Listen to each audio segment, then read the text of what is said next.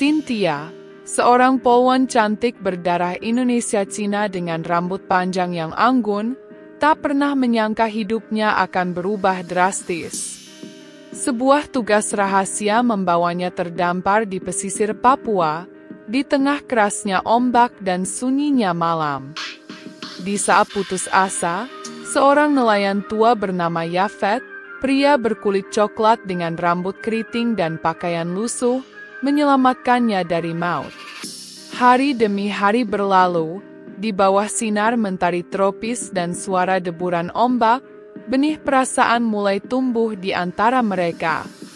Namun, ketika Cynthia akhirnya mengandung anak Yafet, rahasia besar yang selama ini ia simpan mulai terungkap.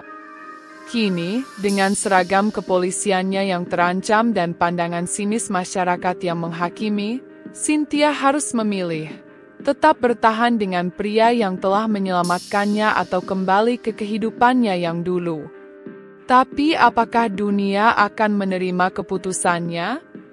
Ataukah ia telah terjebak dalam takdir yang tak bisa diubah? Episode terdampar di Paneta dikenal. Mentari mulai tenggelam di ufuk barat, memancarkan semburat jingga di langit Papua. Ombak bergulung perlahan, menyapu pasir putih di sebuah pantai terpencil yang jauh dari hiruk-pikuk kota.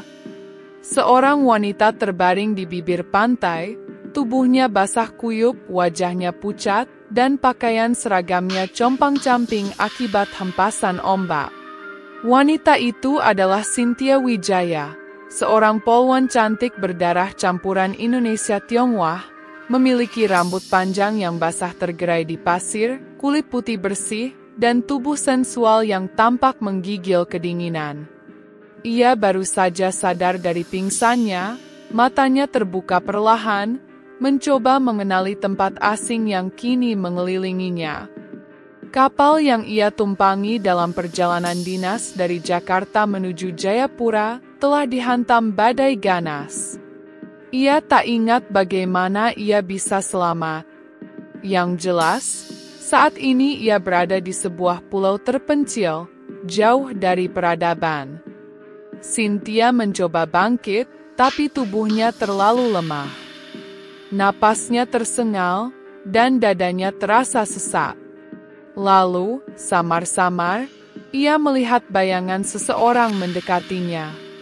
Seorang lelaki tua dengan tubuh kekar, kulit gelap khas Papua, dan rambut keriting beruban berdiri di hadapannya. Pakaiannya lusuh, menunjukkan bahwa ia bukan orang kota. Ia menatap Cynthia dengan mata tajam namun penuh rasa ingin tahu. "Kamu masih hidup, Nona?" Suaranya berat dan dalam. Cynthia berusaha berbicara, tetapi tenggorokannya kering. Ia hanya bisa mengangguk lemah sebelum akhirnya pingsan lagi. Lelaki tua itu menghela napas, lalu mengangkat tubuh Cynthia dengan mudah dan membawanya pergi dari pantai menuju perkampungan kecil tempat tinggalnya. Episode 2 Penolong Tanpa Nama. Ketika Cynthia membuka mata, ia mendapati dirinya berbaring di sebuah gubuk sederhana berdinding kayu. Udara di dalamnya terasa lembab, tetapi ada kehangatan dari api unggun kecil di sudut ruangan. Ia menggerakkan tangannya, mencoba duduk, tetapi rasa sakit di sekujur tubuhnya membuatnya meringis. Saat itulah ia melihat lelaki tua itu duduk di dekat pintu, memperhatikannya dengan ekspresi serius. "Kamu sudah sadar," katanya singkat. "Di mana aku?" Suara Cynthia serak, hampir tak terdengar. "Kampung nelayan. Aku menemukanku di pantai, hampir mati." "Siapa namamu?" Cynthia terdiam sejenak, mencoba mengumpulkan pikirannya. Cynthia Wijaya. Aku seorang polisi wanita." Lelaki itu mengangguk pelan. "Aku Yafet. Aku nelayan di sini. Yafet kemudian menyerahkan semangkuk air kelapa yang langsung disambut Cynthia dengan penuh syukur. Ia meneguknya perlahan, merasakan sedikit kekuatan kembali ke tubuhnya. "Terima kasih, sudah menyelamatkanku." Yafet tidak menjawab, hanya mengamati Cynthia dengan ekspresi sulit ditebak. Ada sesuatu dalam tatapannya, sebuah misteri yang belum terungkap. Di luar, suara ombak masih bergulung, dan malam mulai menyelimuti pulau terpencil itu. Cynthia mungkin selamat dari badai, tapi ia belum tahu bahwa badai yang lebih besar sedang menantinya. Episode 3 terjebak di pulau tanpa harapan. Pagi pertama Cynthia di perkampungan nelayan itu terasa aneh. Ia terbiasa bangun di apartemen mewahnya di Jakarta, tetapi kini, yang pertama kali menyapanya adalah suara deburan ombak dan aroma laut yang begitu menyengat. Ia mencoba keluar dari gubuk kayu sederhana itu, dan betapa terkejutnya ia melihat lingkungan sekitarnya. Perkampungan kecil di pesisir dengan rumah-rumah panggung kayu yang tampak sederhana. Nelayan-nelayan Papua yang berkulit gelap dan bertubuh kekar sibuk dengan aktivitas mereka.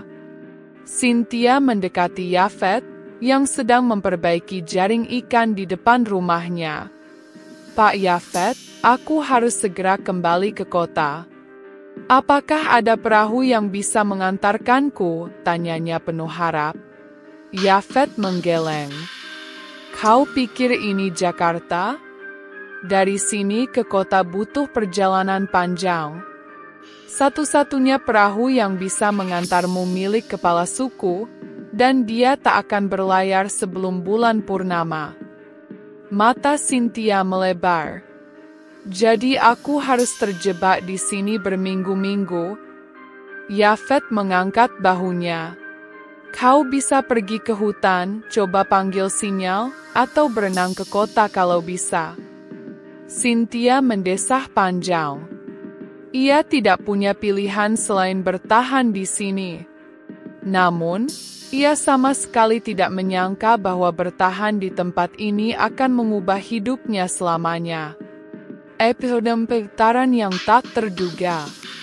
Hari-hari berlalu. Cynthia mulai terbiasa dengan kehidupan di kampung nelayan. Ia membantu para ibu-ibu menyangi ikan, meskipun seringkali jari-jarinya terluka. Ia juga mulai mengenal anak-anak kecil yang awalnya takut mendekatinya, tetapi kini menyukainya karena wajahnya yang cantik dan rambutnya yang berbeda dari wanita lokal lainnya. Namun, satu hal yang tak bisa ia hindari adalah kehadiran Yafet. Pria tua itu selalu memperhatikannya dari kejauhan. Kadang, Cynthia merasa risih, tetapi entah mengapa ada sesuatu dari Yafet yang menarik perhatiannya. Meski sudah tua, tubuhnya masih kuat. Otot-ototnya terlihat jelas saat ia menarik jaring dari laut, dan sorot matanya yang tajam selalu membuat Cynthia merinding. Suatu sore, Cynthia membantu Yafet membersihkan ikan di dekat dermaga. Tiba-tiba, ia kehilangan keseimbangan dan hampir jatuh ke laut, tetapi tangan kuat Yafet sigap menangkap pinggangnya. "Hati-hati, Nona polisi," bisik Yafet dengan suara dalam. Cynthia menelan ludah. Dadanya berdebar keras. Ia tidak tahu kenapa, tetapi sentuhan Yafet membuatnya merasakan sesuatu yang tidak seharusnya ia rasakan. Ia buru-buru menjauh. "Aku bisa sendiri," katanya ketus, lalu bergegas pergi dengan wajah memerah. Dari belakang, Yafet hanya tersenyum kecil. Ia tahu Cynthia sedang melawan perasaannya sendiri. Episode 5 Hasrat yang mulai tak terbendung. Malam itu, hujan turun deras di perkampungan. Cynthia menggigil di dalam gubuknya yang mulai bocor di beberapa bagian. Angin dingin masuk melalui celah-celah dinding, membuatnya kedinginan. Tiba-tiba, pintu terbuka dan Yafet masuk membawa selimut tebal. "Kau akan sakit kalau tidur dalam keadaan basah begitu," katanya. Cynthia ingin menolak, tetapi ia terlalu lelah. Ia menerima selimut itu dan membungkus tubuhnya. Namun, saat ia mendongak, matanya bertemu dengan mata Yafet. Untuk sesaat, waktu seolah berhenti. Ada ketegangan aneh di antara mereka. "Aku tidak tahu kenapa, tetapi aku merasa nyaman di dekatmu," kata Cynthia lirih, hampir berbisik. Yafet tidak langsung menjawab. Ia hanya menatap Cynthia dalam-dalam, lalu mendekat perlahan. Hujan semakin deras di luar, tetapi di dalam gubuk, suhu semakin memanas. Cynthia tahu ini salah. Ia tahu bahwa Yafet adalah pria tua, nelayan sederhana yang jauh dari kelas sosialnya. Tetapi malam itu, logikanya kalah dengan sesuatu yang lebih kuat, hasrat yang tak bisa ia kendalikan lagi. Dan sejak malam itu, hidupnya tak akan pernah sama lagi. Episode 6 larut dalam nikmat terlarang. Malam itu menjadi awal dari segalanya. Dalam remang gubuk kayu yang diterangi cahaya lampu minyak, Cynthia merasakan sesuatu yang belum pernah ia alami sebelumnya. Ia, seorang perwira polisi wanita, yang terbiasa hidup di kota dengan segala kemewahannya, kini berada dalam pelukan seorang nelayan tua Papua. Awalnya, ia mengira ini hanya rasa sesaat, pelarian dari keputusasaan karena terdampar di tempat terpencil ini. Namun, semakin hari, semakin ia menyadari bahwa ada sesuatu dalam diri Yafet yang membuatnya terus kembali. Setiap kali Yafet menyentuhnya, Cynthia merasakan sensasi yang tidak bisa ia jelaskan. Lelaki itu kasar, tetapi penuh kelembutan. Berpengalaman, tetapi penuh rasa sayang. Setiap malam, mereka menghabiskan waktu bersama, dan setiap pagi, Cynthia berusaha meyakinkan dirinya bahwa ini hanya sementara. Tetapi, semakin lama, ia semakin tenggelam dalam hubungan ini. Ia tidak bisa lagi menyangkal bahwa dirinya mulai jatuh cinta, sesuatu yang tidak pernah ia bayangkan sebelumnya. Sampai akhirnya, ia mulai merasa ada sesuatu yang berbeda dalam tubuhnya. Episode 7 Rahasia yang tak bisa disembunyikan. Hari demi hari berlalu, dan perubahan dalam tubuh Cynthia mulai terasa. Ia merasa mual di pagi hari, tubuhnya semakin lemah, dan siklus haidnya tidak lagi datang seperti biasanya. Awalnya, ia menolak untuk percaya. "Ini hanya stres karena terdampar di sini," katanya pada dirinya sendiri. Tetapi semakin lama, ia tidak bisa lagi menutup mata terhadap kenyataan. Suatu pagi, saat ia sedang mencuci muka di pinggir sungai, Yafet datang menghampirinya. "Cynthia, kau baik-baik saja?" tanyanya.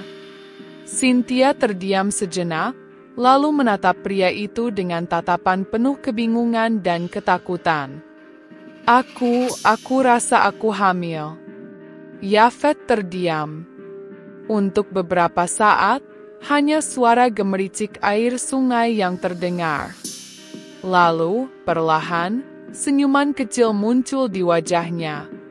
"Itu berita baik." Cynthia terbelalak. "Berita baik?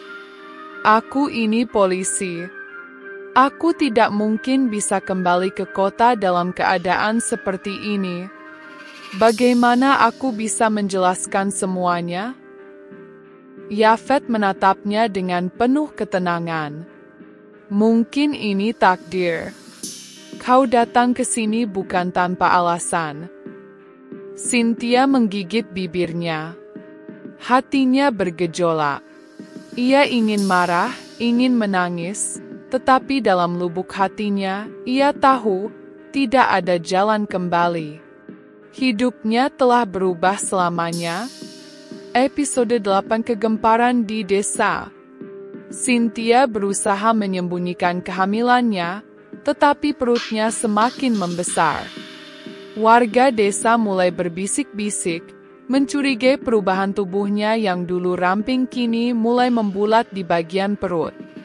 Suatu hari, saat ia berjalan menuju pantai untuk mencari udara segar, beberapa ibu-ibu desa mendekatinya. "Ibu polisi, kami dengar kabar, apa benar kau sedang mengandung?" tanya seorang wanita tua dengan tatapan penuh selidik. Cynthia terdiam. Ia mencoba mengelak, tetapi tatapan tajam mereka membuatnya tak bisa berbohong. "Aku," ia ragu sejenak, tetapi akhirnya mengangguk perlahan. Sekejap, suasana menjadi hening. Lalu, suara bisikan dan gumaman memenuhi udara. "Astaga, anak siapa? Jangan-jangan Yafet? Bagaimana bisa seorang polwan kaya seperti dia mengandung anak nelayan tua?" Kabar ini menyebar dengan cepat. Dalam waktu singkat, hampir seluruh desa membicarakan Cynthia dan Yafet. Ketika malam tiba, beberapa tetua adat mendatangi rumah Yafet. "Ini memalukan," salah satu dari mereka berkata dengan nada marah. "Seorang polisi wanita hamil di luar nikah oleh seorang nelayan tua? Ini mencoreng kehormatan desa kita." Cynthia yang berada di dalam rumah hanya bisa mendengar suara keras dari luar. Ia menggigit bibirnya, menyadari bahwa semuanya sudah di luar kendali. Yafet menatap para tetua dengan tenang. "Kalau begitu, aku akan menikahinya." Cynthia terbelalak dari balik pintu.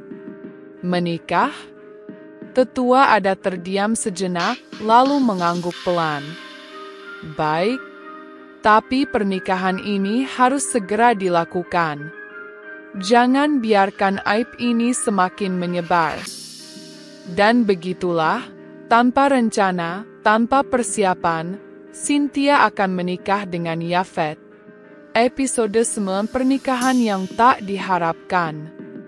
Hari pernikahan pun tiba. Cynthia berdiri di depan cermin kecil di rumah Yafet, mengenakan kain kebaya sederhana yang diberikan oleh seorang ibu desa. Tidak ada gaun mewah, tidak ada riasan mahal seperti yang ia bayangkan jika suatu hari ia menikah. Ia menghela napas panjang, menatap bayangannya sendiri. Seorang polwan cantik berdarah Indonesia Cina yang dulu hidup di kota besar, kini akan menikahi seorang nelayan tua Papua di sebuah desa terpencil. "Cynthia, ayo." Sudah waktunya, suara Yafet terdengar dari luar. Dengan langkah berat, ia keluar dari rumah dan menuju tempat upacara adat. Warga desa sudah berkumpul, menunggu pernikahan yang mereka anggap sebagai solusi untuk menutupi aib. Saat prosesi berlangsung, Cynthia menatap Yafet. Lelaki itu tersenyum kepadanya, tetapi di dalam hatinya, ia masih diliputi kebingungan. Apa aku benar-benar mencintainya? Atau aku hanya pasrah dengan keadaan? Namun, ketika cincin sederhana melingkar di jarinya dan Yafet dengan lembut menggenggam tangannya, ada sesuatu yang berbeda. Mungkin, ini memang jalan hidupnya sekarang. Cynthia kini resmi menjadi istri seorang nelayan tua Papua. Ia bukan lagi seorang polisi wanita yang dihormati. Ia bukan lagi wanita kaya dengan segala kemewahan. Dan itu baru permulaan. Episode 10 Kehidupan Baru yang Berat. Pernikahan Cynthia dan Yafet telah berlalu, tetapi kehidupan setelahnya jauh lebih sulit dari yang ia bayangkan. Sebagai seorang istri nelayan, Cynthia harus beradaptasi dengan kehidupan desa yang serba terbatas.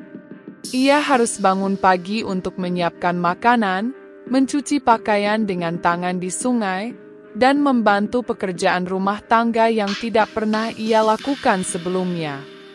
Yafet tetap memperlakukannya dengan baik, tetapi Cynthia tahu bahwa semua ini bukan hal yang ia inginkan.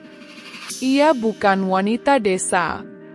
Ia terbiasa dengan kehidupan kota yang serba nyaman, bukan berjuang dengan kehidupan yang serba kekurangan. Suatu malam, ketika mereka duduk di depan rumah, Cynthia menatap laut yang gelap. "Aku merasa seperti burung dalam sangkar, Yafet," suaranya lirih. Yafet menoleh dan menatapnya dalam. "Kau bisa pergi jika kau mau." Cynthia terkejut mendengar kata-kata itu. "Apa maksudmu?" "Aku tidak akan menahanmu jika kau tidak bahagia di sini." Hati Cynthia bergetar. Ia tahu Yafet mencintainya, tetapi ia juga sadar bahwa lelaki itu tidak ingin memaksanya tinggal jika ia merasa tersiksa. Namun, kemana ia akan pergi? Ia sudah dipecat dari kepolisian. Keluarganya sudah membuangnya. Kota tempatnya dulu hidup terasa seperti kenangan yang jauh. Lalu, malam itu ia tidur dengan hati yang diliputi kegelisahan. Episode 11 Pilihan yang Mengubah Takdir. Beberapa bulan berlalu. Cynthia melahirkan seorang bayi laki-laki yang sehat. Bayi itu memiliki kulit coklat khas Papua, tetapi dengan mata tajam seperti dirinya. Ketika pertama kali menggendong anaknya, Cynthia menangis. Ia sadar bahwa ia kini adalah seorang ibu. Tetapi kehidupan semakin sulit. Makanan seringkali terbatas, dan Yafet semakin tua, membuatnya sulit untuk terus melaut mencari ikan. Cynthia mulai berpikir untuk pergi. Bukan untuk dirinya sendiri, tetapi untuk anaknya. "Anak ini tidak bisa hidup dalam kemiskinan," bisiknya pada diri sendiri. Lalu, suatu malam, Cynthia duduk di tepi pantai, menatap laut yang bergelombang. Jika ia pergi, kemana ia akan melangkah? Jika ia tetap tinggal, bagaimana masa depan anaknya? Dari kejauhan, Yafet melihat istrinya duduk sendirian, seolah tahu bahwa sesuatu sedang berkecamuk di hatinya. Apakah Cynthia akan meninggalkan desa? Ataukah ia akan bertahan dalam kehidupan yang tidak pernah ia bayangkan sebelumnya? Tak ada yang tahu. Namun, malam itu, angin berhembus lebih kencang dari biasanya. Tama,